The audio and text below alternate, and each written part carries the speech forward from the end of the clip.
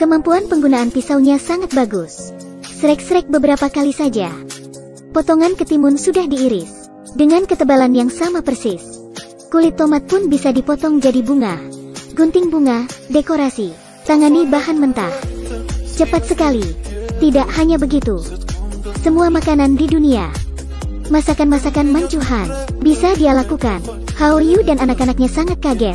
Karena selain masak, bersih rumah, dia juga bisa menjahit rok untuk boneka Barbie, bikin gaya rambut, main game. Dia selalu profesional. Bahkan, dia bisa bantu Haowu menangani masalah-masalah dalam pekerjaan. Tetapi, dia bukan seorang koki biasa. Harus dikatakan, dia adalah produk intelijen buatan pada masa depan. Robot Anyi. Pada masa depan, di mana-mana juga bisa ditemukan robot. Dari tukang bersih, penjual, baby sister, buruh, robot gantikan manusia di semua cabang. Bahkan bisa jadi dokter, melakukan operasi untuk pasien. Mereka tidak perlu makan, tidak perlu tidur, juga tidak sakit, hanya perlu dicas. Kemudian bisa bekerja tanpa kenal lelah. Haowu tiap harus merawat 3 anak. Pagi setelah bikin sarapan, harus ke kantor, rumah berantakan.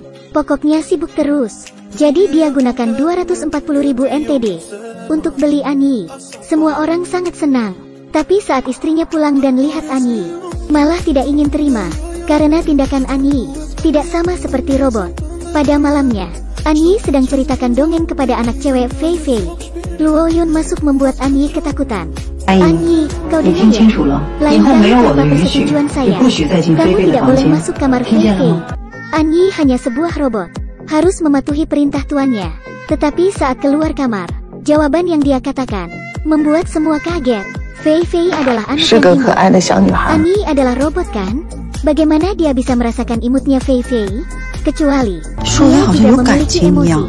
Benar-benar menakutkan. Robot ini malah jadi pelakor. Robot ambil kue dari pembakar. Tidak sengaja tabrak Luo Yun, membuat Luo Yun terbakar. Tapi katanya, untuk melindungi Fei Fei, antara Anda dan Fei Fei, saya harus membela Fei Fei terlebih dulu. Tidak hanya begitu, robot ini berani di depan nyonyanya menyatakan bahwa, tenang saja, saya pasti bisa melindungi Fei Fei lebih baik dari Anda. Sekeluarga makan malam bersama. Haowu ceritakan lelucon yang garing. Tidak ada yang ikut bicara membuat dia malu. Tapi hanya Anyi tertawa gembira. Hal ini membuat Luo Yan tambah kesal. Setelah makan malam, Anyi mau siapkan untuk Fei Fei sedikit cemilan untuk dibawa ke sekolah besok.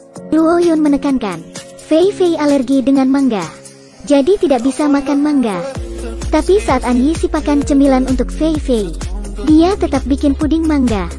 Tunggu Haowu muncul. Anyi bilang, karena Luo Yun meminta saya siapkan kue puding mangga untuk Fei Fei.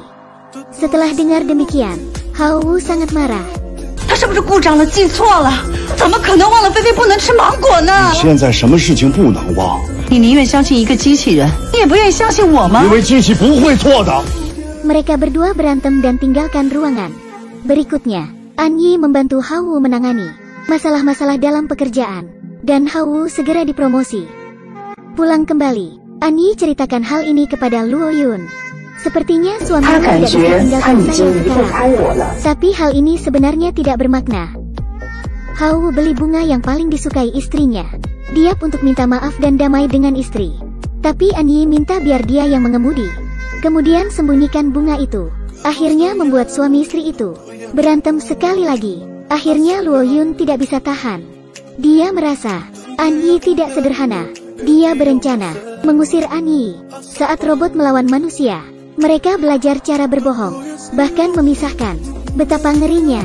Anyi sedang mengajar Haowu masak mie, dan dia lihat Luo Yun pulang, tetapi sengaja mendekati Haowu. Lihat pandangan ini, Luo Yun amat marah. Mereka tampak seperti pasangan suami istri gitu. Sebaliknya Luo Yun seperti orang asing. Dan dengan demikian, Haowu dan Luo Yun berantem lagi. Makin besar. 被他迷惑了，你都不知道。好，我被迷惑了，那你呢？ Tapi namanya suami, istri. Depan ranjang berantem, belakang ranjang damai. Pada suatu hari, ini adalah hari ultah pernikahan. Haowu khusus minta cuti sehari. Siapkan acara makan malam dengan lilin. Nikmati dunia yang mereka berdua. Sampai sorenya, Luo Yun telepon ke rumah dan katakan bahwa dia harus tugas keluar kota.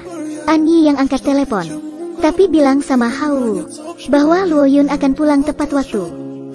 Dengan begitu, An Yi dan Hao Wu tunggu sampai malam.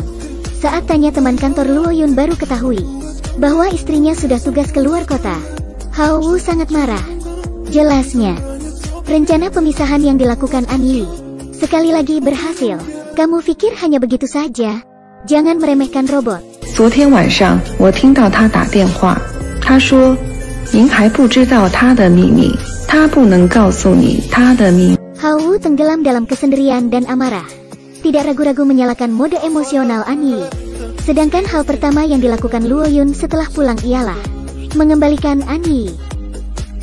Siapa tahu saat naik mobil, An Yi melawan Luo Yun. 没有检测到任何故障，不需要返回商店。 Saat itu, anak laki-laki Qiao Yuan lari menghampiri.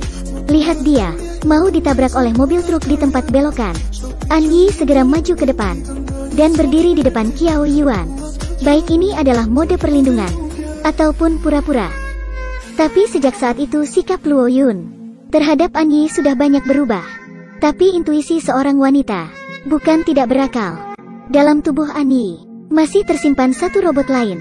程序要求我成为这个家庭的女主人，我必须成为这个家庭的女主人。不对，你的程序出问题了，安逸。